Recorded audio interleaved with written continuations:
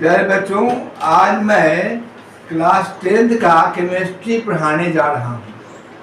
और class 10th के chemistry में एक लेसन है, एक चैप्टर है ऑर्गेनिक केमिस्ट्री, जो कि आपको कार्बन कंपाउंड्स के नाम से 10th में दिया है। लेकिन ये कार्बन कंपाउंड्स जो चैप्टर है इतना इम्पोर्टेंट है कि आगे 11 और 12 में यह एक चैप्टर एक पूरा बुक हो जाएगा। तो कार्बन कंपाउंड्स बहुत इम्पोर्टेंट है और कार्बन कंपाउंड्स के बारे में एक जनरल प्रेडिक्शन है बच्चों का।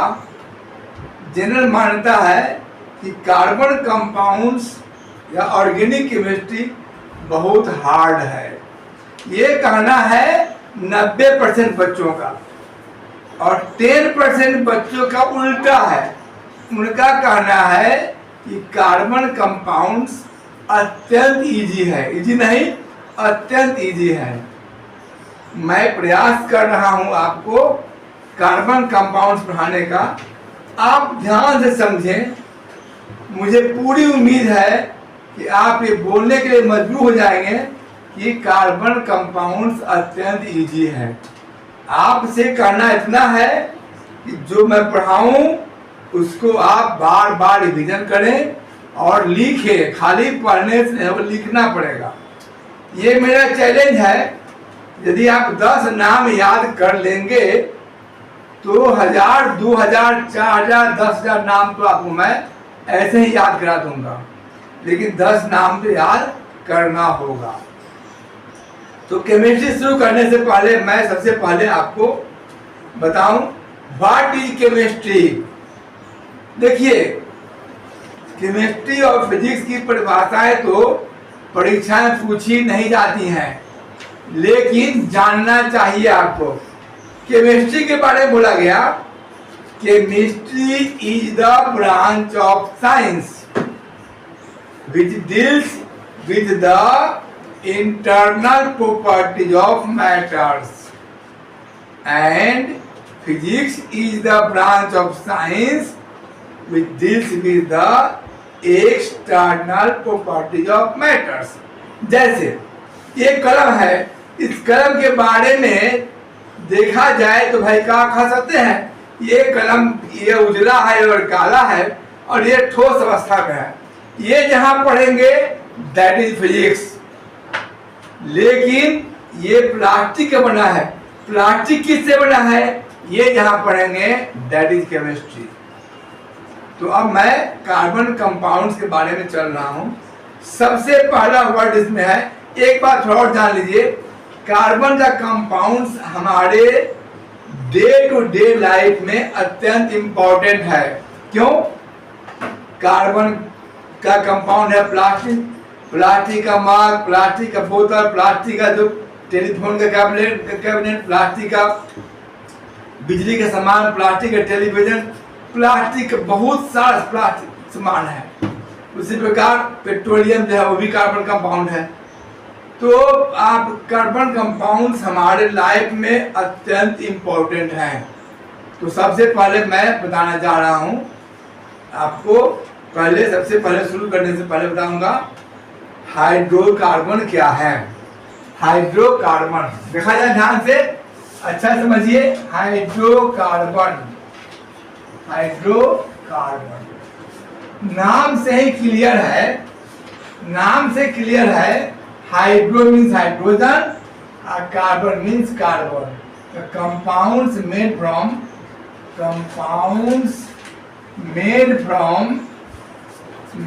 from hydrogen and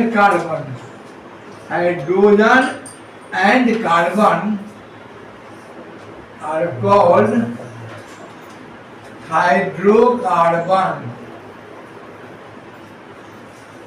अब देखिए, हाइड्रोकार्बन की संख्या बहुत ज्यादा है, लगभग 10 लाख से ऊपर है। आपको 114 एलिमेंट पाया गया है। 113 एलिमेंट्स कुल मिला के 50,000 कंपाउंड लगभग बनाता है अप्रोक्सीमेटली, और एक अकेला कार्बन लगभग 10 लाख से ऊपर कंपाउंड का निर्माण करता है। इसका मतलब कार्बन में कुछ न कुछ ऐसी खासियत है जिससे कि यह बहुत अधिक मात्रा में कंपाउंड का निर्माण करता है। तो क्या खासियत है मैं बता रहा हूं, समझिए। लेकिन hydrocarbons are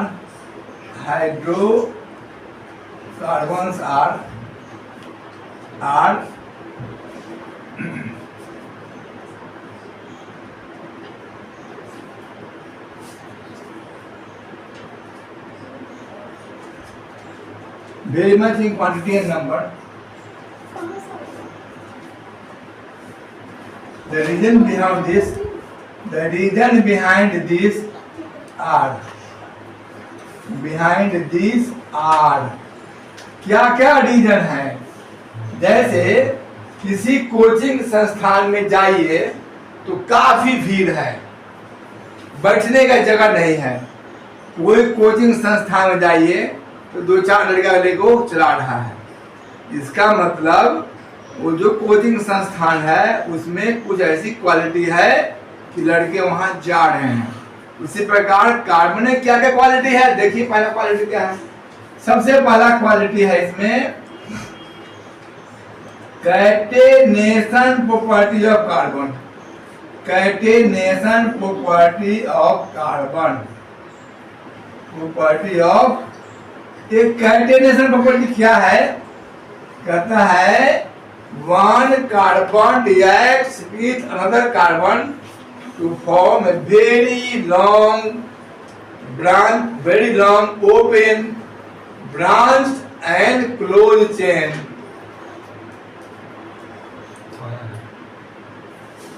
This is called catenation. Catenation property के बारे में बोला गया कि one carbon reacts with another carbon. One carbon reacts with another carbon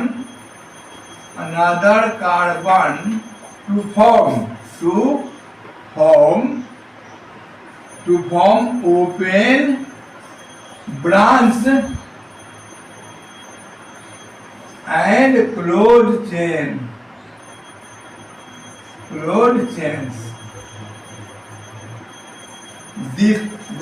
देखिए ध्यान से, कार्बन बहुत लंबा लंबा चेन बनेगा।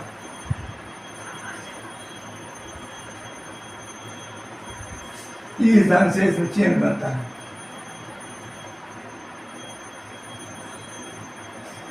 This property is not found with any other element. This property is not found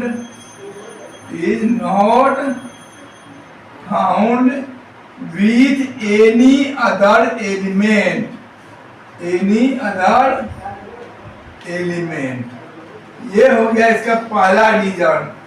दूसरा रीजन समझिए।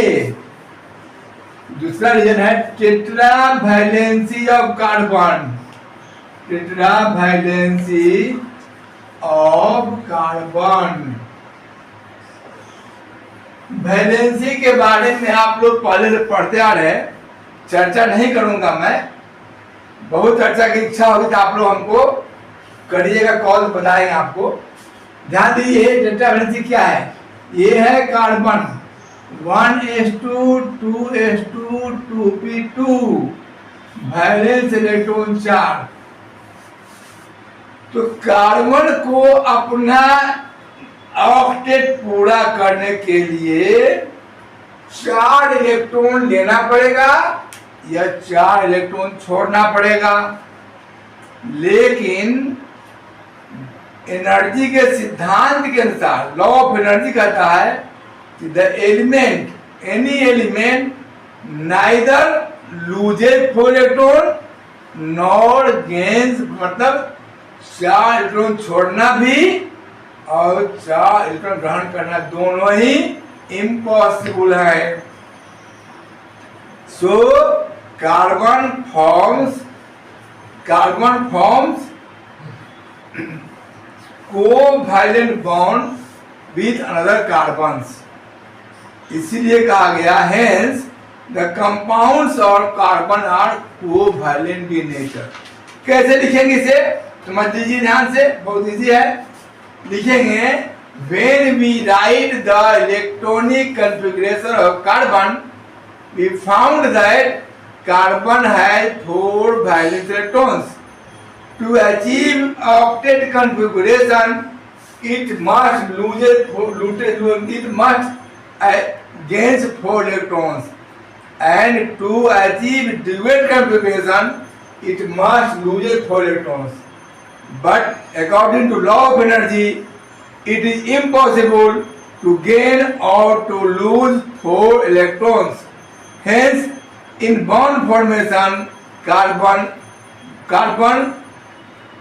shares electrons with another carbon, and hence the compound of carbon are covalent in nature, and this is called tetravalency of carbon. In short में आप जान लीजिए tetravalency का मतलब है carbon के चारों ओर 4 बॉन्ड बनना चाहिए। 4 बॉन्ड नहीं बनता है तो वो कार्बन कंपाउंड बनना संभव नहीं है। यहां पे लिखेंगे this property is not found with any other element.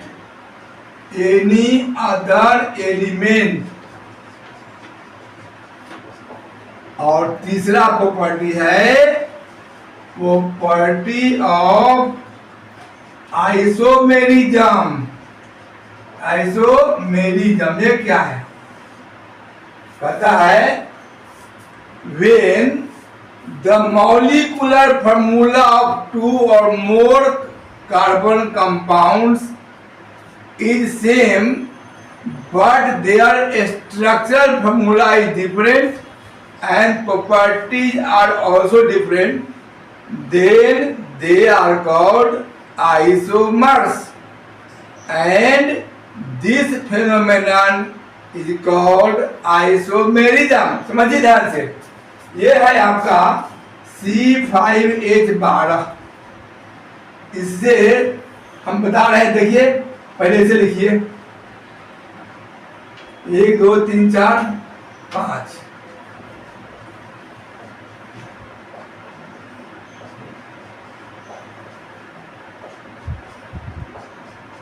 सभी लिखा रहा है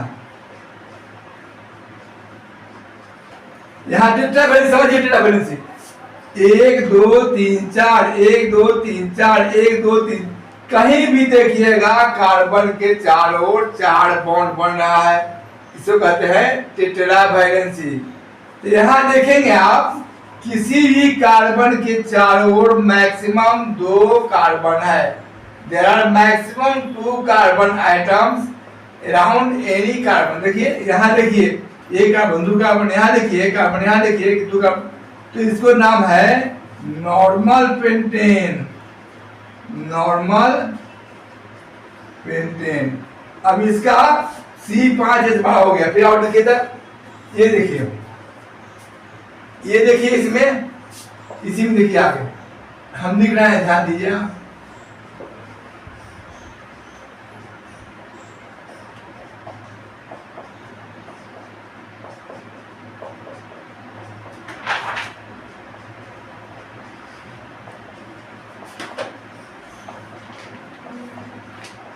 यहाँ क्या है? 1 कार्बन के चारों ओर जब 3 कार्बन हो तो उसे कहते हैं हम लोग आइसोपेंटेन। लेकिन इसका भी मॉलिक्यूलर फॉर्मूला C5H12 ही है। और एक और देख लीजिए,